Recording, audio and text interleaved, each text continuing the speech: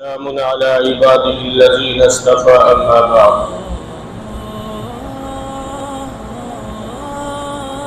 اس امت کا سب سے بڑا جو فتنہ ہوگا وہ فتنہ ہوگا مسیح دجال۔ چنانچہ سیرت کے مطالعے سے ہمیں یہ پتہ چلتا ہے کہ جناب رسول اللہ صلی اللہ علیہ وسلم نے ہمیں یہ سکھلایا ہے کہ اپنی دعاؤں میں مسیح دجال سے پناہ مانگی جائے۔ قوانین فطرت پر اللہ تبارک و تعالی دجال کو بالادری عطا فرمائی۔ مثال کے طور پر قوانین فطرت میں سے یہ ہے کہ انسان زمین کے اندر بیج بوتا ہے اور پھر اس کے بعد میں کچھ دنوں کے بعد میں کوبل نکلتا ہے، پھر وہ پیڑ تھوڑا سا بڑا ہوتا ہے اور اس کے بعد میں اور بڑا ہوتا ہے، پھر اس کے بعد میں اس میں پھل نکل آتے ہیں، پھول نکل آتے ہیں، لیکن وہ اپنی رفتار کے حساب سے چلتا ہے۔ یہ ہوتا ہے فطری قوانین۔ ایسا نہیں ہوتا ہے کہ آپ ابھی زمین کے اندر آم کی گٹھلی ڈالیں اور اس کے بعد میں فوراً پیڑ نکل آئے اور وہ پیڑ فوراً بڑا ہو جائے اور اس کے بعد میں اس میں آم نکل آئے، ایسا نہیں۔ تو یہ تمام چیزیں ایسی ہیں، دنیا کا جو نظام اللہ تبارک و تعالی چلا رہے ہیں اس نظام میں یہی چیزیں ہیں کہ فطرت کی ایک ترتیب ہے اور اسی ترتیب سے چیزیں نشود و نما پاتی ہیں۔ لیکن اللہ تبارک و تعالی فطرت پر دجال کو بالادری عطا کرے گا، اور وہ بالادری کیوں عطا کرے گا؟ تاکہ اللہ اپنے ایمان والے بندوں کا امتحان لے، تاکہ اللہ اپنے ایمان والے بندوں کو جانچے اور ان کو پرکھے۔ اس لیے اللہ تبارک و تعالی فطری قوانین پر بالادری اس کو عطا کریں گے، اس کو دیں گے دجال کو۔ فطری قوانین میں نے بتلایا کہ پیڑ زمین کے اندر بیج ڈالا گیا، تھوڑا سا پیڑ نکلا، بڑا ہوا، اپنے اعتبار سے وہ رفتار میں چلتا ہے، پھر کھیتی، گلے، سبزی اور پھل اسی اعتبار سے پیدا ہوتے ہیں۔ لیکن اب دیکھیں فطری قوانین پر بالادری اللہ کیسے عطا فرمائیں گے؟ دجال آئے گا دنیا کے اندر اور اس کے بعد میں وہ سوکھی ہوئی بنجر زمین ہوگی، اس بنجر زمین پر وہ پانی برسائے گا اور اس کے بعد میں اس کے اندر سے پیڑ نکلیں گے، پھول نکلیں گے اور وہ پوری زمین لہلہا جائے۔ یہ اللہ تعالیٰ اس کو بالادری عطا فرمائے۔ اسی طریقے سے جہاں چاہے گا وہاں پر وہ بارش برسا دے گا، بلکہ یوں کہا جائے کہ انسانی وسائل کے جتنے ذریعے ہو سکتے ہیں، کہ جن ذریعوں پر انسان قابو پاتا ہے یا جن ذریعے سے انسان فائدہ حاصل کرتا ہے، ان تمام وسیلوں پر دجال کا قبضہ ہوگا۔ انسانی وسائل پر دجال کا قبضہ ہوگا، اور جو دجال کو خدا مانے گا ان وسائل سے وہ فائدہ اٹھا پائے گا، اور جو دجال کو خدا نہیں مانے گا وہ دجال ان وسیلوں سے، ان وسائل سے ان کو محروم کر دے گا۔ بلکہ فطرت پر ایسی بالادری اللہ اس کو عطا فرمائیں گے کہ وہ جنت اور جہنم لے کے چل رہا ہوگا۔ جو لوگ اس کو خدا مان رہے ہوں گے اس کو وہ جنت دے گا، اور جو لوگ اس کی خدائی کا انکار کر رہے ہوں گے ان کو جہنم دے گا، جبکہ اصل یہ ہوگی جس کو وہ جہنم بتا رہا ہوگا وہ جنت ہوگی، اور جس کو وہ جنت بتلا رہا ہوگا وہ جہنم ہوگی۔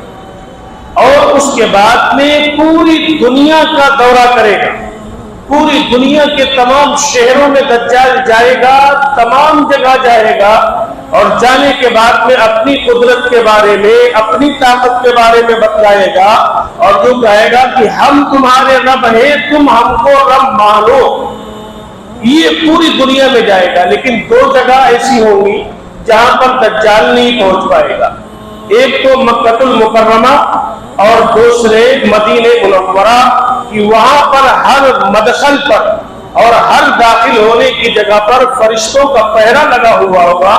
دجال ان شہروں سے باہر تو جا پائے گا لیکن ان شہروں کے اندر داخل نہیں ہوگا۔ اللہ تبارک و تعالی ان دونوں شہروں کی دجال سے فرشتوں کے ذریعے سے حفاظت فرمائے۔ اب وہ دور ایسا ہوگا کہ بڑا نازک دور ہوگا۔ قرآن کریم میں اللہ تبارک و تعالی نے ایک مضمون بیان فرمایا 8ویں پارے میں کہ انہو یراکم ہوا وقبیلہ من حیث لا ترونہم۔ شیطان کے متعلق اللہ تعالیٰ نے ایک مضمون بیان فرمایا کہ دیکھو شیطان اور اس کی فیملی، اس کے قبیلے کے لوگ ایسی جگہوں سے بیٹھ کر اپنے ٹھکانوں کو بیٹھ کر تم کو دیکھتے ہیں، یعنی ایمان والوں کو دیکھتے ہیں، من حیث لا ترونہم، اور اللہ فرما رہا ہے کہ تم اس کو نہیں دیکھ سکتے۔ اب مقابلہ اور مشکل ہو گیا۔ ایک وہ دشمن ہو جو دشمن آمنے سامنے ہو تو اس سے مقابلہ کرنا آسان ہو جاتا ہے، لیکن وہ دشمن جو پیٹھ پیچھے ہو جس کو ہم دیکھ نہیں سکتے تو اس سے مقابلہ تھوڑا ٹف ہو جاتا ہے، مشکل ہو جاتا ہے۔ شیطان کے متعلق بھی اللہ تبارک و تعالیٰ نے اسی مضمون کو بیان فرمایا کہ دیکھو شیطان تمہارا دشمن ہے اور وہ تم کو بہکاتا ہے، لیکن اس کا طریقہ کیا بتلایا اللہ نے کہ دیکھو وہ تم اس کو دیکھ نہیں سکتے۔ اب جب ہم اپنے دشمن کو دیکھ نہیں سکتے تو اس دشمن سے ہم بچیں گے کیسے؟ تو اس کا طریقہ بھی اللہ نے ہم کو بتلایا۔ اس کا طریقہ کیا بتلایا؟ اس کا طریقہ بتلایا کہ ہم اس کی پناہ میں آ جائیں، ہم اس کی پناہ میں آ جائیں جو شیطان کو دیکھتا ہے اور شیطان اس کو نہیں دیکھ سکتا۔ ہم شیطان کو نہیں دیکھ سکتے، شیطان ہمیں دیکھتا ہے، ہمارا دشمن ہے، لیکن ہم اب کس کی پناہ میں آئے؟ کس سے پناہ؟ شیطان کی مردود سے کس سے پناہ لے؟ تو فرمایا وہ اللہ ہے جو شیطان کو دیکھتا ہے لیکن شیطان اللہ کو نہیں دیکھ سکتا۔ تو ہم جب اللہ کی پناہ اور حفاظت میں آ جائیں گے تو اللہ ہماری ان دشمنوں سے حفاظت فرما دے گا جو شیطان کی شکل میں ہے، کن کن مورچوں پر بیٹھے ہوئے ہیں، کن کن جگہوں پر بیٹھے ہوئے ہیں، اللہ دیکھ رہا ہے۔ چنانچہ اللہ تبارک و تعالیٰ نے ایک بات فرمائی قرآن کریم میں کہ جب آپ قرآن پڑھتے ہیں تو قرآن پڑھنے سے پہلے اللہ نے فرمایا کہ ایک دعا پڑھ لیا کریں۔ اس کا بھی اللہ نے قرآن میں حکم دیا فَإِذَا قَرَأْتَ الْقُرْآنَ فَاسْتَعِذْ بِاللَّهِ مِنَ الشَّيْطَانِ الرَّجِيمِ کہ جب تم قرآن پڑھو تو قرآن پڑھنے سے پہلے اعوذ باللہ من الشیطان الرجیم پڑھ لو۔ یہ گویا دعا ہے کہ اللہ اب ہم تجھ سے حفاظت چاہتے ہیں ان شیطان مردودوں سے جن کو ہم نہیں دیکھ سکتے لیکن آپ ان کو دیکھ سکتے ہیں۔ اے اللہ ہمیں آپ شیطان مردود سے بچا لیجئے۔ تو اللہ تبارک و تعالیٰ نے گویا حفاظت کا ایک طریقہ بتلایا کہ ہم شیطان کی حفاظت سے کیسے بچ سکتے ہیں۔ اسی طریقے سے پیارے آقا امام الانبیاء جناب محمد رسول اللہ صلی اللہ علیہ وسلم نے ارشاد فرمایا کہ تم اپنی دعاؤں میں روزانہ مسیح دجال سے اللہ کی پناہ مانگا کرو کہ اللہ ہمیں دجال اور دجال کے فتنوں سے محفوظ فرما۔ فرمایا جس طریقے سے قرآن پڑھنے سے پہلے اللہ کی پناہ اور حفاظت میں آنے کی بندہ دعا کرتا ہے، اسی طریقے سے اگر ہم دجال سے اللہ کی حفاظت میں آنے کی روزانہ دعا کریں گے تو پھر اللہ تبارک و تعالی ہمیں دجال کے فتنوں سے بچا لے گا اور دجال سے اللہ تبارک و تعالی ہماری حفاظت فرما دے گا۔ کیوں؟ حفاظت کرنے والا کون ہے؟ وہ اللہ تبارک و تعالی کی ذات۔ دوسری بات یہ ہے کہ دجال سے حفاظت کے سلسلے میں دجال سے اپنے ایمان کے بچانے کے سلسلے میں جو نبوی ہدایات ہمیں ملتی ہیں، ان نبوی ہدایات میں ایک چیز یہ ملتی ہے کہ جمعہ کے دن سورہ کہف کی تلاوت کی جائے۔ جمعے کے دن سورہ کہف کی تلاوت کی جائے، اور سورہ کہف کی تلاوت ہم کریں تو سورہ کہف کو ہم سمجھ رہے ہو کہ ہمارا اللہ ہم سے اس میں کیا فرما رہا ہے، تب تو ہم دجال اور دجالی فکروں سے محفوظ رہیں گے۔ اور اگر سورہ کہف ہم نے سمجھی نہیں، سرسری طور پر پڑھ دی تو ثواب مل جائے گا، لیکن جو اللہ کی ذات پر یقین بڑھنا چاہیے وہ یقین نہیں بڑھنے والا۔ ایک تو اللہ تعالیٰ نے یوں فرمایا کہ دیکھو دجال کو فطری قوانین پر اللہ نے بالا تری عطا فرمائی، اور کیوں عطا فرمائی؟ تاکہ وہ اپنے بندوں کو آزمائے اور ان کے ایمان والوں کو آزمائے۔ ایک طرف بات آئی کہ دجال فوراً بارش برسا دے گا، دجال بنجر زمین ہوگی اس پر پیڑ اگا دے گا، انسانی وسائل پر، تمام وسائل پر اس کا قبضہ ہوگا، جو اس کو خدا مانے گا وہ وسائل سے فائدہ اٹھائے گا، جو اس کو خدا نہیں مانے گا وہ وسائل سے فائدہ نہیں اٹھا سکتا۔ لیکن جب اللہ تبارک و تعالیٰ کی حقیقی قدرت پر ہماری نظر ہوگی تب ہم یہ سمجھ سکیں گے اور کہہ سکیں گے کہ دجال یہ ایک شعبدہ باز ہے اور اصل طاقت ہمارے اللہ کے پاس ہے۔ سورہ کہف میں اللہ تبارک و تعالیٰ نے اسی مضمون کو بیان فرمایا ہے، چنانچہ آپ سورہ کہف پڑھیں گے جس کو اصحاب کہف، سورہ کہف یعنی اصحاب کہف کا اس میں تذکرہ ہے۔ اصحاب کہف کون ہے؟ چند نوجوان تھے جو اپنی ایمان کی حفاظت کے لیے اپنے ملک سے چلے تھے، اور اس کے بعد میں ایک غار کے اندر پہنچ گئے تھے اپنے ایمان کو بچانے کے لیے، اور اس غار کے اندر جانتے ہیں وہ اصحاب کہف کتنے دن رہے؟ 309 سال تک وہ سوتے رہے۔ 309 سال تک 309 سال تک وہ غار کے اندر سوتے رہے۔ کیا ہوا؟ 309 سال کے بعد جب جگے تو فطری قوانین کا تقاضا یہ ہے کہ ان کے بال بڑھ جانے چاہیے، ان کے کپڑے گندے ہو جانے چاہیے تھے، ان کے چہروں اور ان کے جسم مٹی سے پٹ جانے چاہیے تھے، ان کے ناخن بہت لمبے ہو جانے چاہیے تھے۔ یہ تو فطری قوانین ہے نا، کہ انسان اگر 300 سال تک بال نہیں کاٹے گا، انسان اگر 309 سال تک ناخن نہیں کاٹے گا تو وہ کتنے لمبے ہو جائیں گے۔ لیکن اصحاب کہف کے واقعے کو اللہ نے اپنی قدرت بتایا کہ دیکھو 309 سال تک ہم نے ان کو سلایا، اور اس کے بعد میں جب جگے تو ان کے ناخن نہیں بڑھے، ان کے کپڑے گندے نہیں ہوئے، ان کے بال نہیں بڑھے، ان کے جسم پر کوئی گندگی نہیں آئی۔ تو 309 سال تک سلایا کس نے؟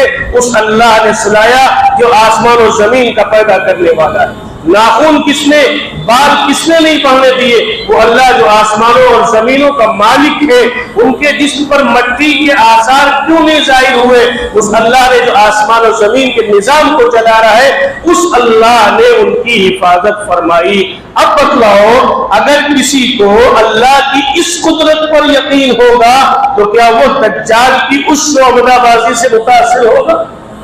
وہ کہے گا ہمارا اللہ تو اتنی قدرت والا ہے کہ 309 سال تک سلاتا رہا اور وہ سوتے رہے، اٹھے نہیں، ان کی آنکھ نہیں کھلی، اور جسم کے اندر جتنے اعضاء ہیں اور تمام چیزیں ہیں وہ اپنی جگہ پر باقی رہے۔ تو فرمایا کہ اللہ نے یہ اپنی قدرت کو بتلایا۔ اور اسی سورہ کہف میں چلے آگے، اللہ تبارک و تعالیٰ نے حضرت موسیٰ علیہ السلام کا تذکرہ کیا، حضرت یوشع بن نون کا تذکرہ کیا، حضرت خضر علیہ السلام کا تذکرہ کیا۔ اور کیا تذکرہ کیا کہ جب حضرت موسیٰ علیہ السلام ملاقات کے لیے جا رہے ہیں خضر کے ساتھ، خضر کے پاس ملاقات کے لیے جا رہے ہیں، ساتھ میں آپ کے خادم حضرت یوشع حضرت یوسف علیہ السلام کے بڑ پوتے ہیں۔ حضرت یوسف علیہ السلام کے ایک بیٹے کا نام تھا ابراہیم، ان کے بیٹے کا نام تھا نون، اور ان کے بیٹے کا نام تھا یوشع، اور یہ یوشع حضرت موسیٰ علیہ السلام کے خادم خاص ہے۔ اور جا رہے حضرت خضر سے ملاقات کرنے کے لیے۔ کیا بتلایا اللہ نے؟ اللہ نے بتلایا کہ دیکھو جو مچھلی تم نے اپنے توشے کے اندر رکھی، جو مچھلی تم نے اپنے توشے کے اندر رکھی ہے، اس مچھلی کو کاٹا، کاٹنے کے بعد میں تلا، دھونا، پکایا اور زنبیل کے اندر رکھ کر جھولے کے اندر رکھ لیا اور اس کے بعد میں چل دیے۔ اللہ نے فرمایا جب یہ مچھلی زنبیل سے نکل کر اور زندہ ہو جائے اور اس کے بعد میں سمندر کے اندر چھلانگ لگا کے کود کے چلی جائے، بس یہ سمجھ لینا کہ وہیں حضرت خضر سے ملاقات ہو۔ یوشع بن نون ہے، حضرت موسیٰ ہے، چلے گئے اور وہاں ایک جگہ پہنچے تو سو گئے حضرت موسیٰ علیہ السلام۔ حضرت یوشع بن نون جگتے رہے۔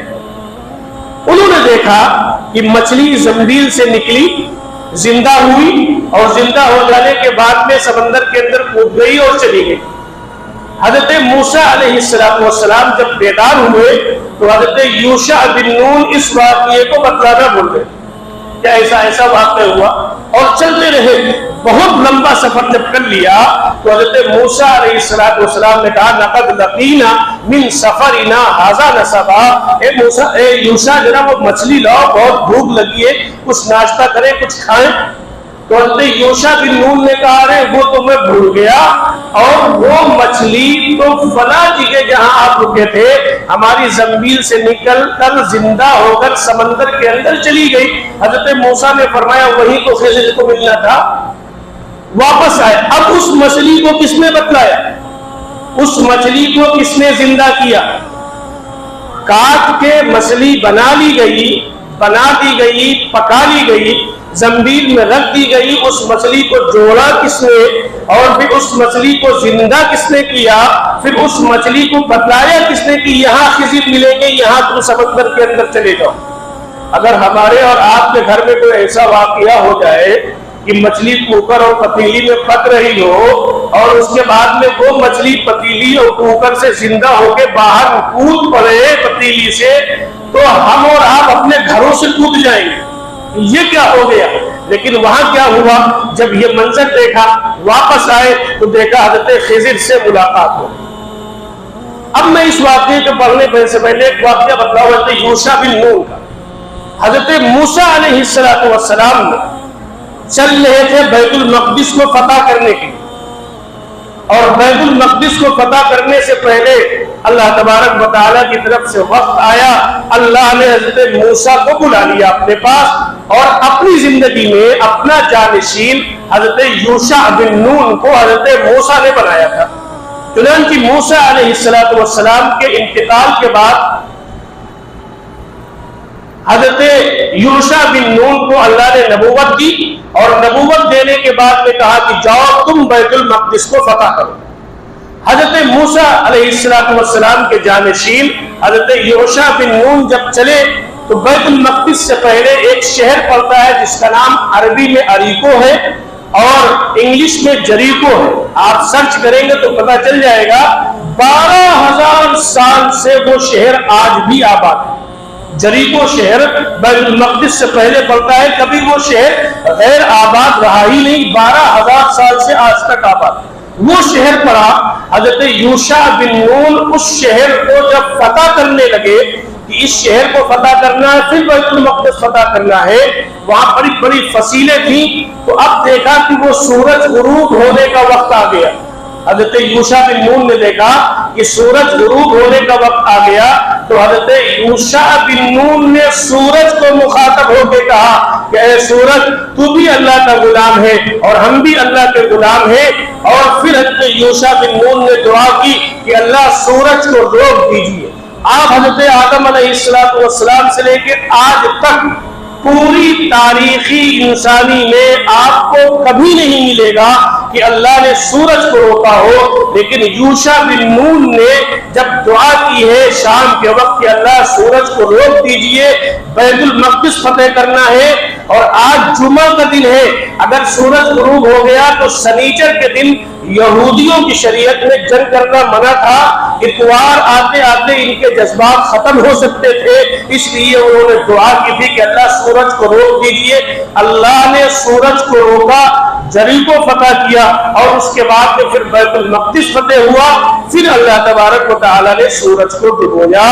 یہ حضرت یوشع بن نون ہے جو حضرت موسیٰ علیہ السلام کے ساتھ ہے.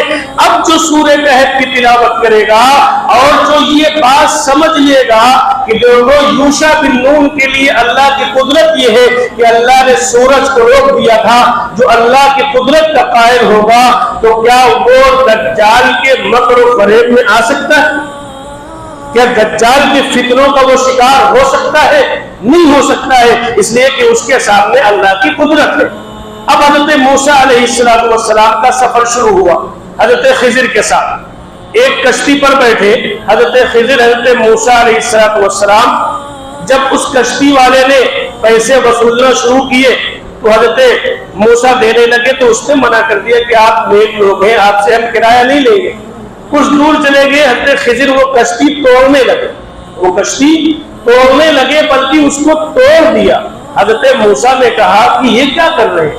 ایک تو انہوں نے ہم سے کرایہ نہیں دیا اور اس کے بعد میں آپ نے اس کشتی کو توڑ دیا کہ آپ ہمیں غرقاب کرنا چاہتے ہیں اس کشتی کے اندر، اس سمندر کے اندر ہم سب غرق ہو جائیں. حضرت خضر نے کہا کہ دیکھو ہم نے تم سے کہا تھا کہ ہمارا تمہارا ساتھ نہیں ہو سکتا ہے، سوال نہ کرو ہم سے. حضرت موسیٰ نے معذرت کی، آگے بڑھے. حضرت خضر جا رہے، دیکھا کہ ایک چھوٹا سا بچہ ہے، اس کو پکڑا، اس کی گردن میں اوڑی اور اس کو قتل کر دیا اور پھینک دیا. آگے بڑھ گئے. حضرت موسیٰ نے کہا یہ کیا کیا آپ نے؟ یہ آپ نے کیا کیا؟ ایک بچے کو بے وجہ قتل کر دیا. حضرت خضر نے کہا خاموش ہو، سوال نہ کر. حضرت موسیٰ اور آگے بڑھے، ایک بستی میں گئے. اس زمانے میں ہوٹل نہیں ہوتے تھے. ان دونوں کو بھوک لگی تھی، اس بستی والوں سے کھانا مانگا. اس بستی والوں نے انکار کر دیا، کھانا دینے سے انکار کر دیا کہ ہم تمہیں نہیں کھانا کھلائیں گے، بڑے نالائق لوگ رہے ہو. اب دیکھا کہ ایک دیوار گر رہی. حضرت خضر نے کہا موسیٰ آؤ اس دیوار کو دوبارہ صحیح کر. تو حضرت موسیٰ نے کہا کہ ایک تو ان بستی والوں نے کھانا نہیں دیا اور آپ ان کی دیوار صحیح کر رہے، کم سے کم کھانا اجرت میں مان لے، بے وجہ آپ ان کی مزدوری کر رہے.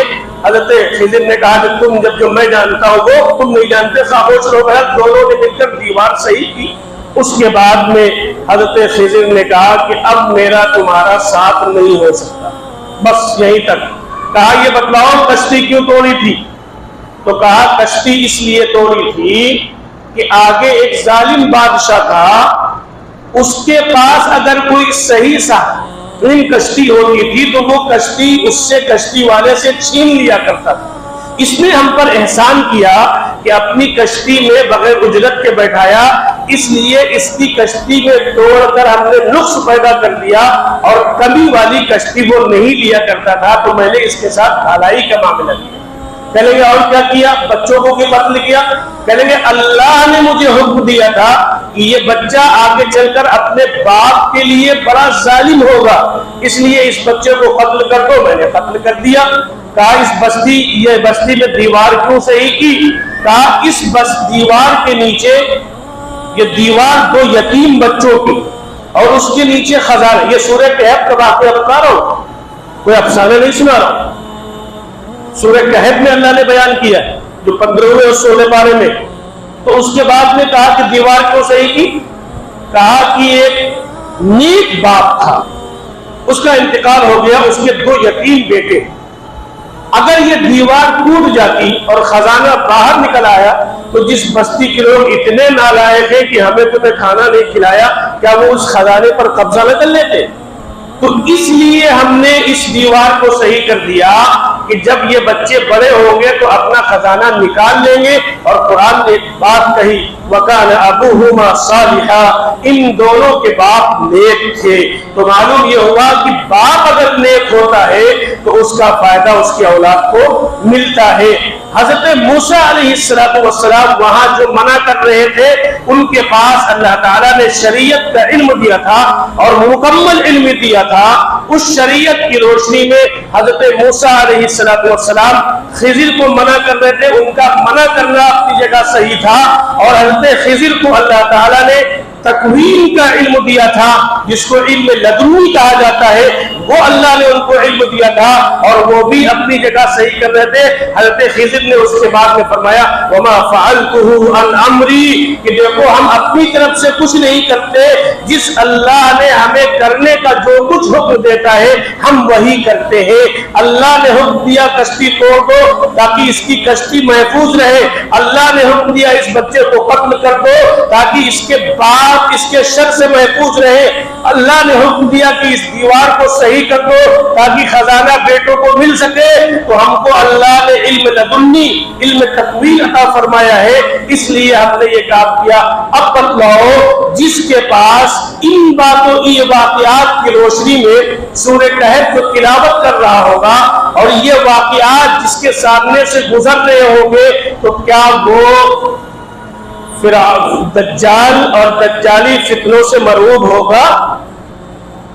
علم لدنی کی طاقت کا جس کو اندازہ ہوگا۔ حضرت خضر پھر اسی سورہ کہف میں اللہ تبارک و تعالی نے ذوالقرنین کے واقعوں کو بیان فرمایا۔ سورہ کہف میں اللہ نے یہ واقعات اس لیے بیان فرمائے ہیں کہ دجال بہت بڑا فتنہ ہوگا اور اس فتنوں سے محفوظ رکھنے کے لیے اگر تم سورہ کہف سمجھ کر پڑھتے رہو گے تو تمہارا ایمان میں اضافہ ہوتا رہے گا، تمہارے یقین میں اضافہ ہوتا رہے گا، تم اللہ کی قدرت کے قائل ہوتے رہو گے، پھر دجال کے بہکاوے میں نہیں ہو۔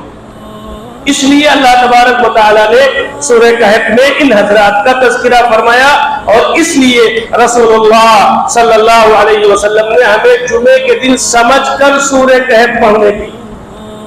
ایک بات اور کہہ دیں، اسی سے ملتی جلتی، اسی کی تشریح، سورہ کہف پڑھنے سے کیا فائدہ ہوگا؟ ایمان میں کیا ہوگا؟ ایمان بنے گا یا بڑھے گا؟ کوئی فیکٹری ہو تو بڑھا لینا ایمان، ورنہ ہم نے تو یوں سنا ہے کہ اگر کوئی شخص کلمہ لا الہ الا اللہ محمد الرسول اللہ پڑھ لیا تو اس کا ایمان تو بن گیا۔ اب اس ایمان کو بڑھانے کی محنت ہے، اب اس ایمان کو بڑھانے کی کوشش ہونی چاہیے۔ 1450 سالہ تاریخ میں آج تک قرآن الحدیث اور اسلامی شریعت میں کہیں آپ کو یہ تعویل نہیں ملے گی کہ آپ اپنے ایمان کو بنائیں، یہ تعویل ضرور ملے گی کہ اپنے ایمان کو بڑھائیں۔ اس لیے کہ آپ ایک کافر 80 سال کا کافر، اور جیسے اس نے کہا لا الہ الا اللہ محمد الرسول اللہ، تو اللہ کے پیغمبر کیا فرما رہے ہیں؟ اس کے پچھلے تمام گناہ معاف ہو گئے۔ اب اگر وہ ایک نماز بھی نہیں پڑھے گا اور اس کلمہ پڑھنے کے بعد میں مر گیا تو سیدھا جنت میں چلا جائے گا۔ کیوں؟ اس کا ایمان بن گیا، ایمان میں داخل ہو گیا۔ حضرت عبداللہ ابن عمر نے کیا فرمایا کہ پہلے ہم نے ایمان سیکھا اور ایمان سیکھنے کے بعد میں پھر قرآن سیکھا۔ کیا مطلب؟ جب مسلمان ہوگا کوئی تبھی تو قرآن سیکھے گا، مسلمان ہونے سے پہلے تو قرآن نہیں سیکھ سکتا۔ فرمایا کہ جن لوگوں نے اس کی تعویل یہ کی ہے کہ ہم پہلے ایمان کو سیکھیں گے پھر قرآن کو سیکھیں گے، ان کی عمریں ختم ہو گئی، نہ وہ قرآن کو سمجھ پائے اور نہ قرآن کو صحیح پڑھ سکے۔ اس کی تعویل یہ ہے کہ جیسے آپ ایمان میں داخل ہو ویسے ہی آپ قرآن پڑھنا شروع کریں، اور ایمان بڑھے گا کیسے؟ اسی صورت میں اللہ نے فرمایا وَإِذَا تُلِيَتْ عَلَيْهِمْ آيَاتُهُ زَادَتْهُمْ إِيمَانًا۔ اللہ فرما رہا ہے کہ دیکھو تمہارا ایمان بڑھے گا جب تم قرآن کی تمہارے سامنے قرآن کی آیات تلاوت کی جائے۔ اب بتلاؤ کون سی تشریح مانو گے؟ قرآن کی تشریح مانو گے نا، وَإِذَا تُلِيَتْ عَلَيْهِمْ آيَاتُهُ زَادَتْهُمْ إِيمَانًا۔ جب قرآن پڑھا جائے گا، قرآن کی تلاوت کی جائے گی تو تمہارا ایمان بڑھے گا۔ اب بتلاؤ اللہ لا الہ الا هو الحی القیوم لا تأخذه سنة ولا نوم۔ اللہ وہ ہے جو ہمیشہ سے ہے، ہمیشہ رہے گا، اور اللہ وہ ہے جس نے پوری دنیا کو بنایا ہے، اور اللہ تمام انسان سو جاتے ہیں، اللہ کو نہ نیند آتی ہے اور اللہ کو نہ اونگ آتی ہے، اور نہ اللہ کی شان کے یہ لائق ہے کہ اللہ سوئے۔ اب بتلاؤ یہ سنا تو ایمان بڑھا کیوں پر؟ اسی لیے قرآن نے کہا وَإِذَا تُلِيَتْ عَلَيْهِمْ آيَاتُهُ زَادَتْهُمْ إِيمَانًا۔ قرآن پڑھو گے قرآن کی تلاوت کرو گے تو پھر اللہ تعالیٰ اس کی برکت سے تمہارے ایمان کو بڑھا دیں گے۔ ہم سب مسلمان ہیں الحمدللہ، ہم سب نے کلمہ پڑھا ہے لا الہ الا اللہ محمد الرسول اللہ۔ اب ایمان بڑھے گا کیسے؟ اب ایمان بڑھے گا جب قرآن پڑھیں گے اور سمجھ پر پڑھیں گے، اللہ کی قدرت کو سنیں گے تو پھر اللہ کی قدرت کے قائل ہوں گے اور ایمان بڑھے گا کہ میرا اللہ کیسا ہے۔ دیکھو اس کو اونگ بھی نہیں آتی، اس کو نیند بھی نہیں آتی، اور وہ اللہ تنے تنہا اس پوری دنیا کے نظام کو چلا رہا ہے۔ جب قرآن پڑھیں گے، اللہ کو سنیں گے تو کیا آئے گا؟ اللہ کی قدرت کے قائل ہوں گے۔ کبھی اللہ تعالیٰ دن کو بڑا کر دیتا ہے، رات کو چھوٹا کر دیتا ہے، اور کبھی اللہ تعالیٰ رات کو بڑا کر دیتا ہے، دن کو چھوٹا کر دیتا ہے۔ گرمی کے موسم میں دن بڑا ہوتا ہے، رات چھوٹی ہوتی ہے، کون کرتا ہے؟ ہم اور آپ نہیں کر سکتے، اللہ کرتا ہے۔ سردی کے موسم میں رات بڑی ہوتی ہے، دن چھوٹا ہوتا ہے، کون کرتا ہے؟ اللہ کرتا ہے۔ 4 مہینے 3 مہینے سردی کے کون لاتا ہے؟ اللہ لاتا ہے۔ 8-7 مہینے خوب گرمی ہوتی ہے، گرمی کون پیدا کرتا ہے؟ اللہ کرتا ہے۔ فرمایا جب یہ پڑھیں گے تو اللہ پر ایمان بڑھے گا۔ اسی کو اللہ نے فرمایا وَإِذَا تُلِيَتْ عَلَيْهِمْ آيَاتُهُ زَادَتْهُمْ ایمانا۔ دجال اور دجالی فتنوں سے اگر ہم بچنا چاہتے ہیں اور محفوظ رہنا چاہتے ہیں تو اس کے لیے کیا ہے؟ قرآن کی تلاوت سمجھ کر کی جائے، اللہ کی قدرت کے ہم قائل ہوتے رہیں گے، اور جب اللہ کی قدرت ہمارے سامنے آتی رہے گی تو میرے دوستو پھر ہم دجال کے فتنوں سے بچ جائیں گے۔ آج دجال تو نہیں آیا لیکن دجالی فتنے ہیں، دجالی فتنے ہیں، اور ان دجالی فتنوں سے اپنے آپ کو بچانا بھی ہے۔ راشن دیا جا رہا ہے، وسائل پر قبضہ، فری راشن دیا جا رہا ہے، سہولتیں دی جا رہی ہیں، اور اس کے بعد میں ایک وقت آئے گا کہ سارے وسائل لوگوں کے پاس ہو جائیں گے۔ اب اگر ووٹ دو گے تو یہ ملے گا، نہیں دو گے تو نہیں ملے گا۔ یہ کیا ہوگا؟ یہ دجالی فتنہ ہوگا۔ جب فتنہ اتنا خطرناک ہوگا تو آپ بتلاؤ جب بڑا دجال آئے گا تو اس وقت اپنے ایمان کی حفاظت کیسے کرو گے؟ جب قرآن پڑھتے رہو گے تو ایمان کی حفاظت ہو جائے گی۔ سورہ کہف کو سمجھ کر پڑھ لو گے تو اللہ تعالیٰ دجال کے فتنوں سے محفوظ کرے گا۔ ورنہ کیا ہوگا؟ ووٹ کے چکر میں تلک بھی لگا رہے، ووٹ کے چکر میں مندر بھی جاب لگا رہے، پورا ماتھا پیلا کیے ہوئے، کون؟ محمد الرسول اللہ کو ماننے والے۔ کیوں؟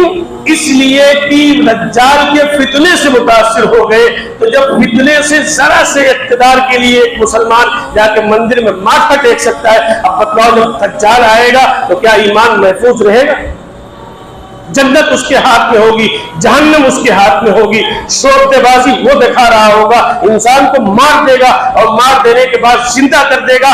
میرے دوستو اس وقت یہ انسان جو اللہ کے قرآن کو سمجھ کر پڑھ رہا ہوگا وہ کہے گا یہ شوخدہ ہے، اصل قدرت تو ہمارے اللہ کی ہے، اصل طاقت تو ہمارے اللہ کی ہے۔